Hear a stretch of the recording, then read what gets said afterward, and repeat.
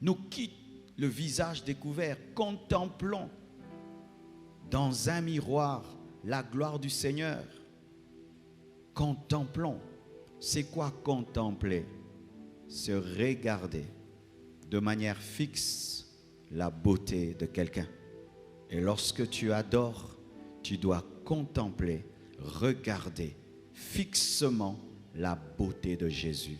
Il est le plus beau parmi 10 000.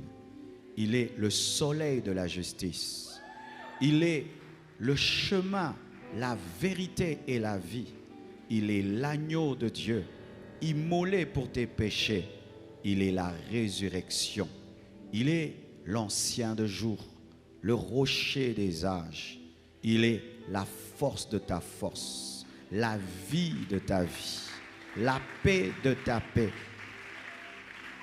Il est la substance du paradis. Il est la substance de ton salut. Il est l'alpha. Il est l'oméga. Il est fidèle. Il est bon. Il est grand et tout puissant. Et rien n'échappe à sa connaissance. Il parle, la chose arrive. Il le dit et cela est amené à l'existence. Il t'aime plus que ton père. Il t'aime plus que ta mère, il t'aime plus que ta femme, il t'aime plus que ton mari, il t'aime plus que tes amis. Et même quand tu mourras, il t'accompagnera et te ressuscitera au dernier jour. Il est assis à la droite de Dieu le Père et il intercède pour toi. Il s'appelle Emmanuel, Dieu parmi nous. Il est la consolation de ta vie, le baume de Galade. Par ses meurtrissures, tu es guéri. Et le châtiment qui te donne la paix est tombé sur lui. Il a dépouillé les autorités et les dominations en triomphant d'elles par la croix. Et il a reçu le nom qui est élevé au-dessus de tout autre nom, afin qu'en son nom, tout genou fléchisse au ciel, sur la terre et sous la terre. Il est le Sauveur, il est le Messie, il est la vie, il est la résurrection, il est Dieu. Pas en minuscule, mais en majuscule. Il est omnipotent, il est omniscient, il est omniprésent, il est créateur, il est conseiller, il est père, il est grand frère, il est époux, il est mari, il est fiancé, il est la parole faite chair, il est l'amour qu'on peut toucher, il est l'amour qui est mort à la croix, il est l'agneau de Dieu, immolé pour tes péchés, il est mort afin que tu vives, il est mort afin que tu ressuscites, il est ta Pâque, il est ta Pâque, il est ta Pâque, il est ta Pâque, il est ta Pâque, il est le docteur des docteurs, l'enseignant des enseignants, le professeur des professeurs, il est le médecin des médecins, le chirurgien des chirurgiens, il est celui qui bénit et personne ne maudit, il est celui qui ouvre et personne ne ferme, et qui ferme et personne ne peut ouvrir. Lorsqu'il dit un mot, cela arrive,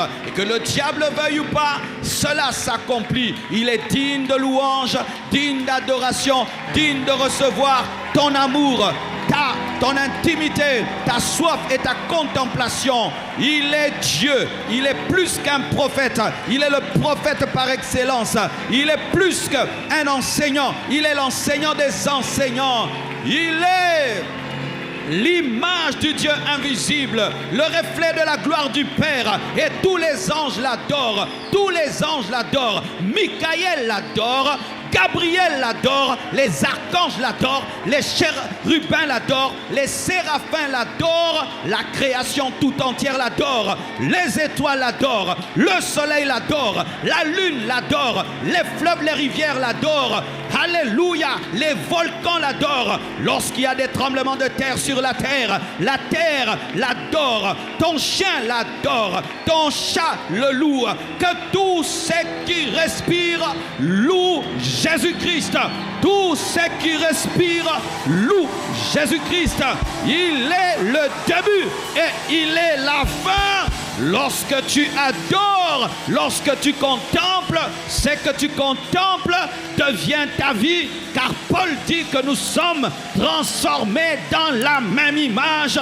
Lorsque j'adore sa sainteté vient en moi. Lorsque j'adore sa puissance vient en moi. Lorsque j'adore Dieu pour sa fidélité vient en moi. La dimension de Dieu que tu respectes, c'est la dimension de Dieu qui entrera dans ta vie. La dimension de Dieu que tu élèves, c'est la dimension de Dieu qui viendra dans ta vie. Tu deviens ce que tu adores. Tu deviens ce que tu adores. Tu es transformé dans l'image de ce que tu adores et tu l'adores aujourd'hui au travers d'un miroir. Mais des jours viennent où tu vas l'adorer face à face.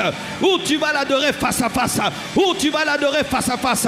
Pour l'instant, c'est comme au travers d'un miroir parce que nous l'adorons par la foi. Mais lorsqu'il reviendra au jour de l'enlèvement, dans les noces de l'agneau, dans la nouvelle Jérusalem céleste, tu vas l'adorer face à face.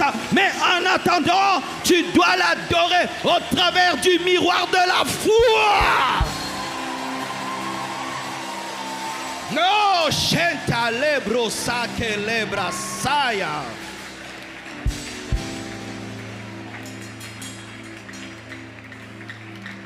Oh, fall again. Et Jean 15, verset 4 dit: demeurez en moi et je demeurerai en vous. Comme le sarment ne peut de lui-même porter du fruit s'il ne demeure attaché au cep, ainsi vous ne le pouvez non plus. Si vous ne demeurez en moi, je suis le cep, vous n'êtes pas le cep, et vous êtes les sarmes. Je suis la tige, et vous êtes les branches. Et celui qui demeure en moi, et en qui je demeure, porte beaucoup de fruits. Beaucoup de fruits. Des fruits spirituels, des fruits matériels, des fruits financiers, des fruits relationnels à tous égards. Pas quelques fruits, pas un fruit, beaucoup de fruits. Car sans moi, vous ne pouvez rien faire. Les fruits ne sont pas sur la tige, les fruits sont sur la branche. Mais sans la tige, la branche ne peut porter du fruit.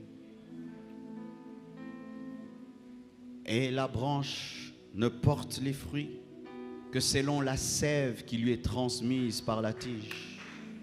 Il faudrait que la sève du citron puisse passer dans la tige, entrer dans les branches pour qu'il y ait un citron. Tu ne porteras des fruits que selon ta connexion. Tu ne porteras des fruits que si tu es attaché au cep. Dans l'attachement, il y a la prière. Dans l'attachement, il y a l'adoration. Dans l'attachement, il y a l'obéissance. Dans l'attachement, il y a la sanctification. Dans l'attachement, il y a l'amour. Tu dois beaucoup aimer Jésus. Et Jésus qui est ton mari va t'engrosser et tu vas porter beaucoup de fruits. Car n'oubliez pas, nous sommes l'épouse. Lorsque la branche porte du fruit, c'est parce que la tige lui communique sa vie et elle engendre les fruits qui sont les enfants de la tige communiquée à la branche. La branche est la femme, la tige est l'homme. Jésus est le cep. Nous ne sommes que les sarments. Et nous, comme la femme, nous portons les bébés. Mais la sémence est donnée par la tige. Tu ne peux de toi-même porter du fruit comme une femme d'elle-même ne peut pas se rendre enceinte. Elle a besoin d'un homme. Et tu as besoin de l'homme Jésus.